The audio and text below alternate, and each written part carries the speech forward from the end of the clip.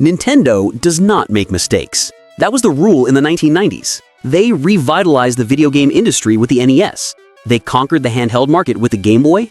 They were a company that printed money. But in 1995, they did something that defied all logic. They released a console that wasn't portable but ran on batteries. A 3D console that didn't have 3D graphics. A machine that literally came with a health warning saying it might damage your eyes. This is the story of the Virtual Boy. A $100 million disaster that didn't just fail, it destroyed the career of one of the greatest inventors in history. To understand the tragedy, you have to understand the man, Gunpei Yokoi. If Shigeru Miyamoto was the artist of Nintendo, Yokoi was the engineer. He believed in a philosophy called lateral thinking with withered technology. This meant take cheap, old technology and use it in a new, fun way. He used this philosophy to build the Game Boy. It had a terrible screen and no color, but the battery lasted forever. It crushed the high-tech competition. In 1991, Yokoi saw a demo from a US company called Reflection Technology. It was a way to create a 3D image using vibrating mirrors. It was cheap, it was weird, it was exactly the kind of withered technology Yokoi loved. He decided this would be his masterpiece. Project name, VR32. The development began in secret, but immediately the team hit a wall. To create a true 3D immersive experience, you usually need two LCD screens. But in the early 90s, LCDs were expensive and blurred when things move fast. So they used LEDs. But blue and green LEDs were incredibly expensive in 1993. The only affordable option? Red. High-intensity red LEDs against a pitch-black background. This created the Virtual Boy's signature look. A hellish, glowing red world. Engineers warned Yokoi's. They said playing this feels like a fever dream. But Yokoi was confident. He believed the 3D immersion would be so cool that gamers would ignore the color. Then came the second problem, radiation. The rumors inside Nintendo were that the electromagnetic waves from the vibrating mirrors might hurt children's brains if the device was strapped to their head. To avoid a lawsuit, Nintendo made a fatal decision. They removed the head strap.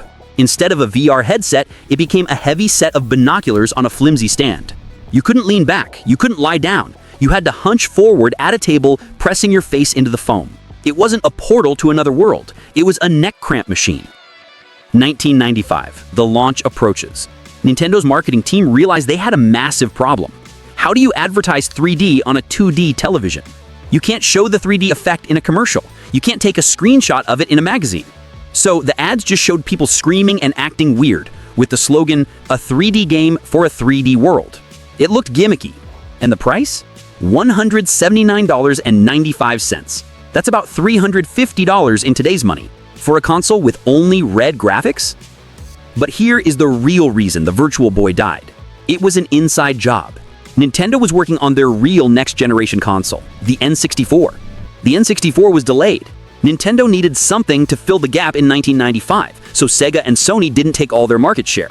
Management told Yokoi, launch the Virtual Boy now. We don't care if it's not ready. They pushed it out the door to be a sacrificial lamb. They shifted marketing money away from Virtual Boy to hype up the N64. They set Yokoi up to fail. August 1995, the Virtual Boy hit shelves in North America. Gamers rushed to try it at Blockbuster kiosks, and within 10 minutes the complaint started. My eyes hurt. I have a headache. Why is everything red? Nintendo was so terrified of lawsuits that they included a software feature that paused the game every 15 minutes to tell you to stop playing. Imagine buying a console that tells you to stop using it. The game library was tiny. Only 22 games were ever released worldwide. Most were mediocre. Even Mario Tennis couldn't save it. Sales fell off a cliff. Within months, retails were slashing prices. By 1996, you could buy a Virtual Boy for $30 at Toys R Us. They couldn't give them away. Nintendo of America pulled the plug less than a year after launch. It sold 770,000 units. For context, the Game Boy sold 118 million. It was a humiliation. The failure of the Virtual Boy broke the heart of Gunpei Yokoi. The man who gave Nintendo its success was now the man responsible for its biggest embarrassment. The corporate culture in Japan was strict. Someone had to take the blame.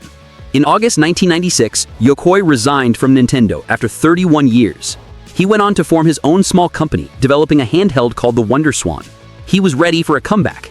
But on October 4th, 1997, tragedy struck. Yokoi was involved in a minor fender bender on a highway in Japan. When he stepped out of his car to check the damage, he was struck by a passing car. He died instantly. He was 56 years old. It is one of the saddest endings in gaming history. The man who invented the D-pad, the Game Boy, and Metroid died believing his final legacy was a red plastic failure. But was the Virtual Boy actually a failure? Or was it just too early? Yokoi was right about VR. He was right about 3D immersion. He was just 20 years ahead of the technology.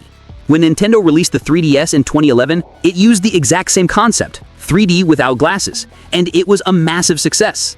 Today, as we strap Apple Vision Pros to our faces, we are finally living in the world Gunpei Yokoi dreamed up in 1995. The Virtual Boy was a mistake, but it was a brave mistake. And in the tech world, sometimes the biggest failures pave the road for the greatest innovations. Nintendo recovered, obviously, but they never tried high-end VR again. They learned that sometimes graphics don't matter as much as comfort.